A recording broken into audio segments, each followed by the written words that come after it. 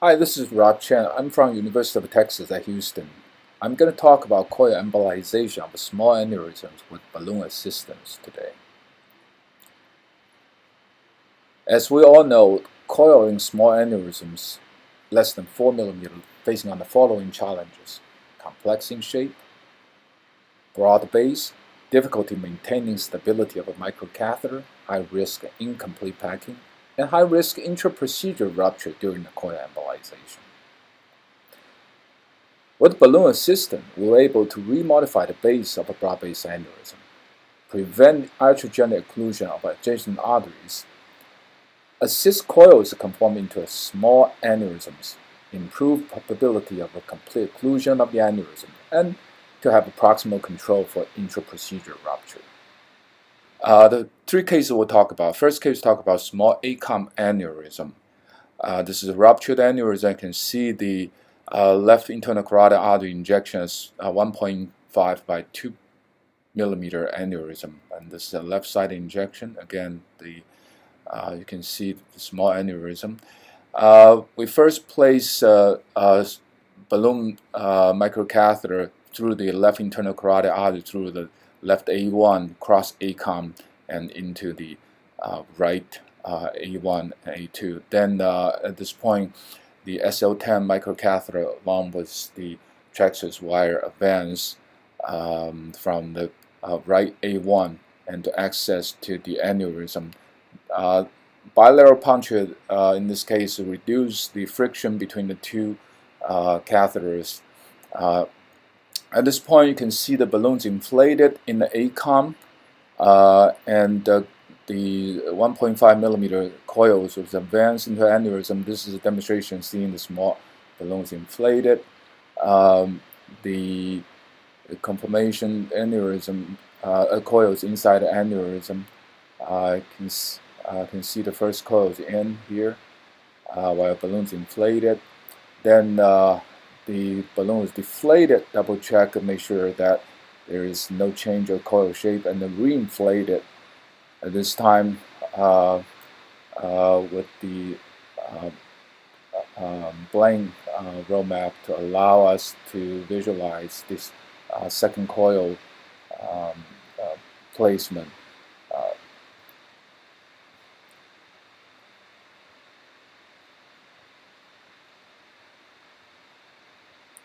Once the second coil is in, another plain roadmap, and then while balloons inflated, coil catheters microcatheter slowly withdraw out of the aneurysm base.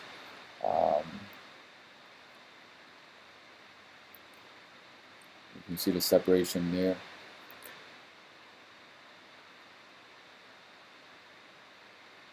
The coil is detached prior to the microcatheter was removed as usual.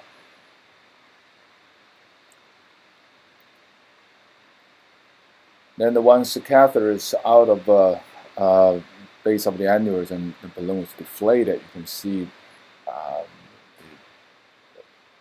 the balloon catheter now is deflated, and then the SL10 catheter is slowly, carefully withdrawn.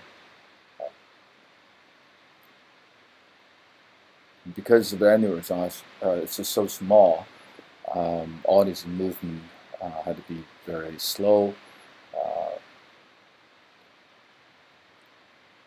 And key issues also had to be very aware is that while we're doing all of this to make sure that every move to keep the catheter tensions under control, and this microcatheter is out of the aneurysm.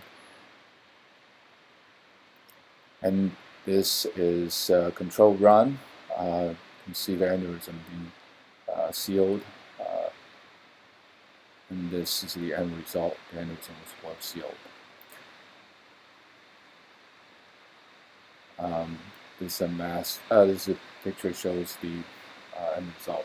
The second case is a small basilar tip aneurysm. This aneurysm is about 2.5 by 4 millimeter eccentric to the right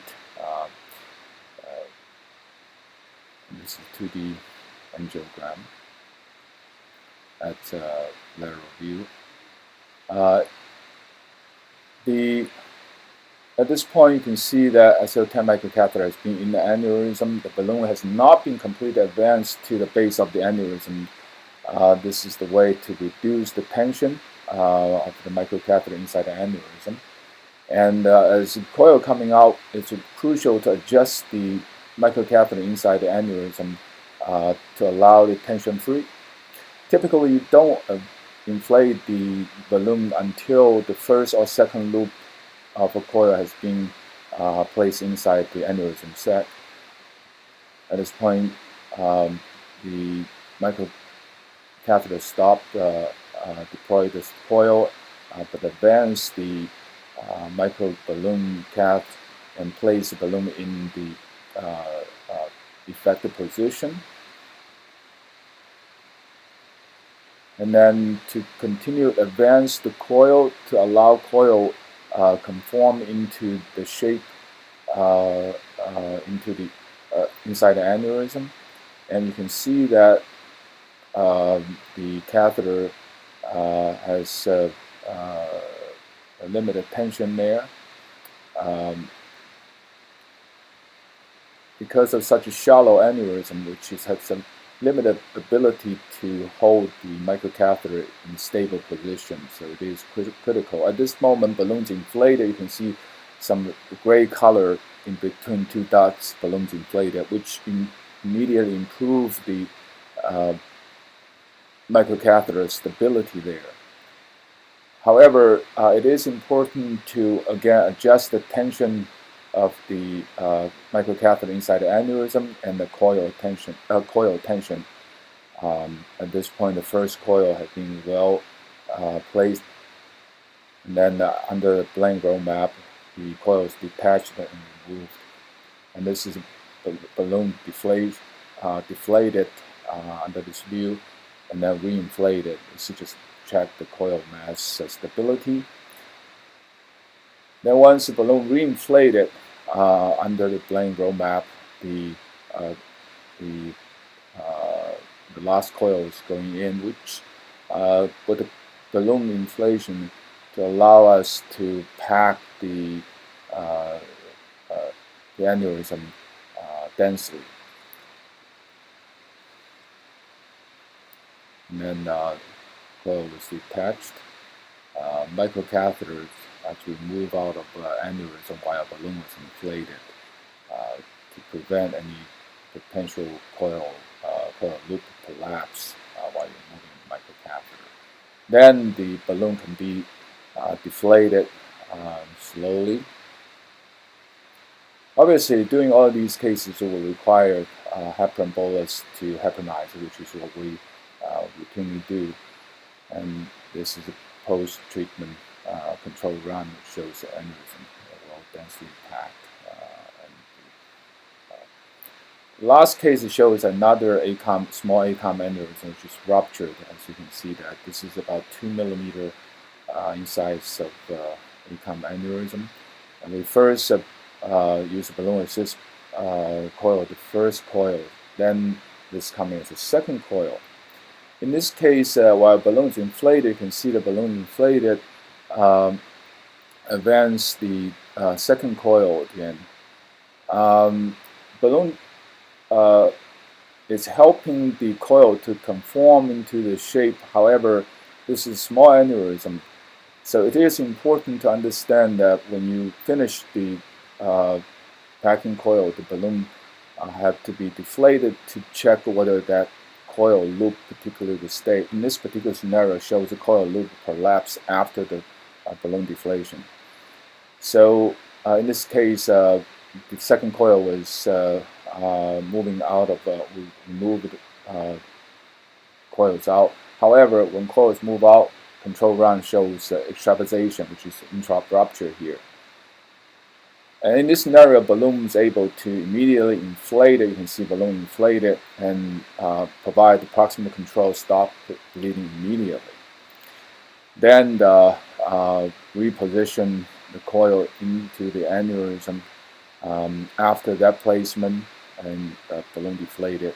Repeat angiogram shows extrapolation no longer present, and this is the control run. See the successful coil of the whole aneurysm. And this is the final control run. And post-procedure patient did very well in the CT scan after procedure.